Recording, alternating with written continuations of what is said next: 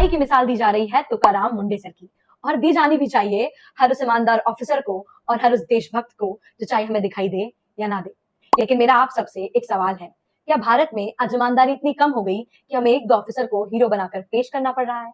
तुकाराम मुंडे sir को हम सलाम करते हैं, लेकिन सवाल सिर्फ तुकाराम मुंडे सर का नहीं है, सवाल पूरे सिस्टम का है। आइए सबसे पहले जान लेते हैं तुकाराम मुंडे सर के बारे में। ये 2005 बैच के आईएएस अधिकारी हैं। करीब 21 साल के करियर में इनका 25 बार ट्रांसफर हो चुका है, और आज भी जब वह कार्रवाई करते हैं तो उनकी पहचान एक ऐसे अधिकारी के रूप में बनी हुई है जो नियमों के हिसाब से काम करने के लिए जाने जाते हैं।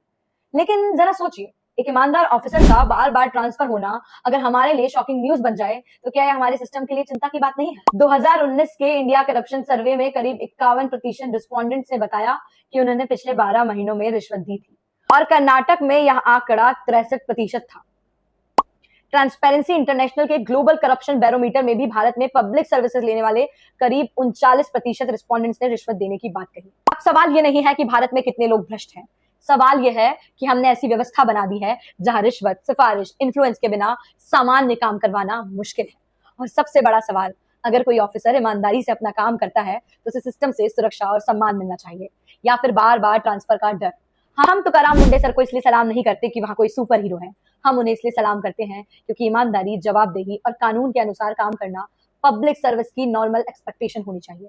भारत को सिर्फ 10 ईमानदार ऑफिसर की जरूरत नहीं है, भारत को अब ऐसी व्यवस्था चाहिए जहां ईमानदारी एक्सेप्शन नहीं बल्कि सिस्टम का स्टैंडर्ड है। और अंत में मेरा सवाल आपसे है, क्या सच में हमारे देश में ईमानदार लोग कम हैं, या फिर ईमानदार लोगों की आवाज और उनकी पहचान दबाने वाला सिस्टम ज्यादा मजबूत है? कमेंट करके जरूर बताइए। शुक्रिया। जय हिंद।